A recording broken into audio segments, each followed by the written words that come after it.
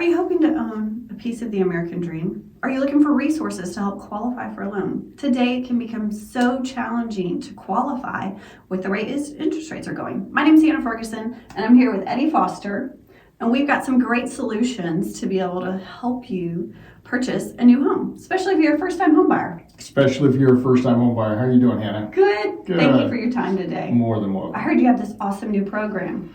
Well, it's not actually a new program. It's something that's been out there for a while, and it's called a federal tax credit type of incentive that's out there. It's an MCC tax credit. And how it works for a first-time home buyer and what constitutes a first-time home buyer is either you are a real first-time home buyer where you've never owned a home, or you have not owned a home at all for 3 years. That then constitutes you as a first-time home buyer. What happens in that is for every year with this MCC credit, you get 20% of the interest that you have paid in on your loan. You get that back in the form of a tax credit. Now, a tax credit is different than a tax write-off. So if you owe money to the taxes or you've paid money into the IRS, that tax credit, you will either get that back or it will offset what you owe dollar for dollar. So it's a huge benefit. I also heard that maybe that tax credit could help my income ratios. That is correct. We also take that tax credit that you're getting, and an example would be on a $300,000 loan, you end up getting about $4,500 back in the form of a tax credit. What I do is I take that tax credit, I divide that out by 12, which gives you about $375 a month on average. I use that $375 against your debt to income ratio. So it'll offset debt, which means one of two things. Number one, it's easier to qualify for the home that you want. Or number two, it gives you a little bit more buying power to buy even more of a home. So maybe in a better school district. Absolutely. And that credit that I get back can offset some of my debt, so it helps my ratios. Correct. Okay. Plus, then if I wanted to take that credit, I could actually get that as money back. Let's say I paid in too much and then I would get like a tax refund. That automatically happens, yes. You get both of those incentives. You don't have to pick and choose, this is how I'm using it or that way. You get both. Wow. Nice. Okay, so let's say I bought a house 5 or 6 years ago, but I've been renting for the last 3 years. That becomes, you are now a first-time home buyer again. Based on the status. Based on the status. Now, the very good incentive to this applies to veterans. Veterans get this over and over and over again. So there's no first-time homebuyer requirement for a veteran, which is huge. So for a veteran, you can actually use this loan almost every single time, even though let's say I bought in 3 or 4 other houses as a veteran, I can qualify for this one again? That is true. You can turn around on the home that you're selling, then you buy the new home, and you will qualify for that again as a veteran. There is no requirement other than the fact that you are a veteran to get this incentive. Okay.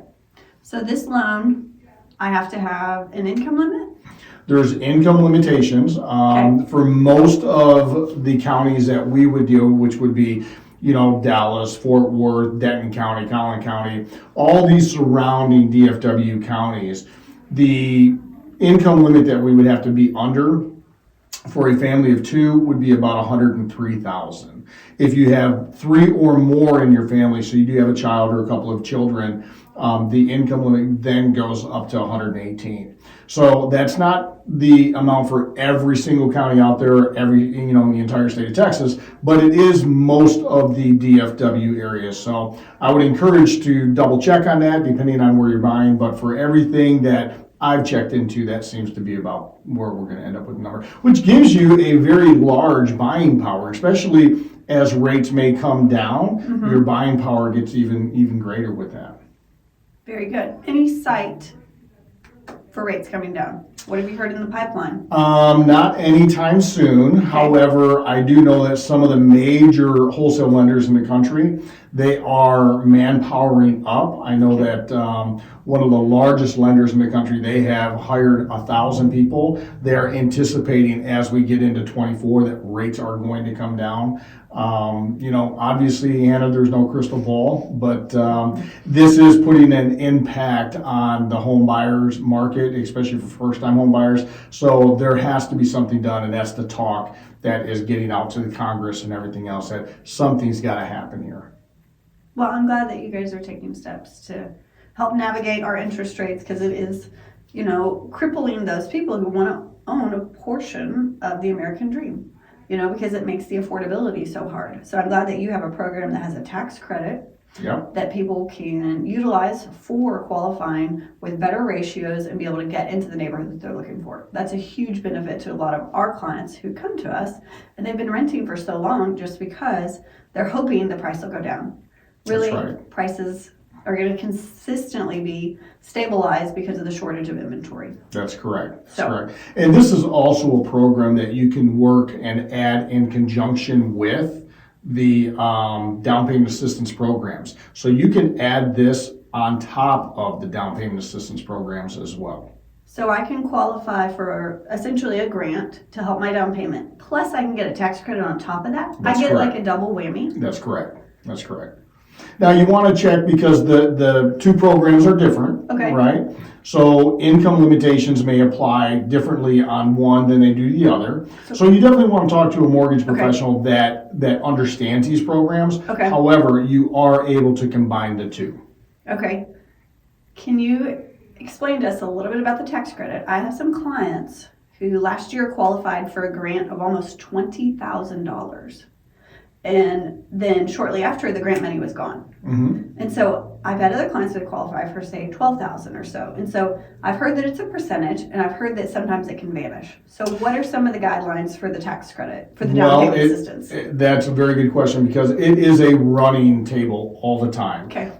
Every day is different, and it is a separate program, so the interest rates in which are applied to those programs, those rates are different than your everyday going rate, and they are higher. So we need to look at that. The income differences between the MCC that we just talked about and the down payment assistance goes to the 80% of the median income household for the area.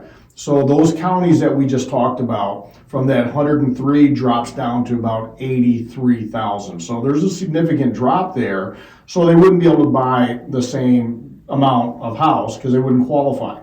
However, when you add those together, they do work in conjunction with that. So now, as far as the down payment assistance programs are concerned, every day is different. I mean, those programs, they're there, but you may get 2%. You can get 2%, 3%, 4%, or 5%, right? Each one of those are a different interest rate. But on any given day, maybe the 5% doesn't exist. Maybe it's the only 2 or the 3%. And every single day is different, Hannah. So today it's there, tomorrow it's not. So it all depends on when you are in that market. So let's say they qualify and they're given their money, hey, here's your 2%.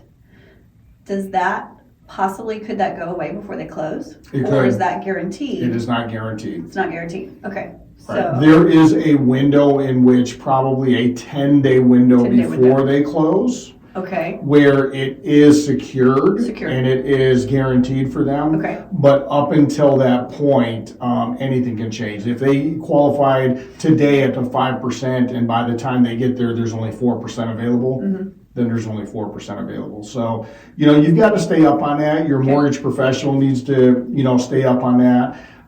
It does take a little bit longer to close, so it's not going to be a real super fast closing.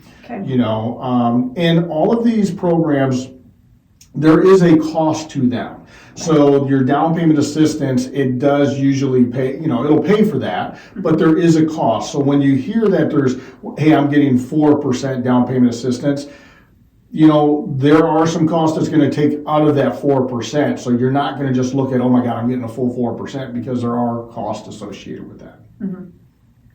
Perfect. Thank you. You're very welcome.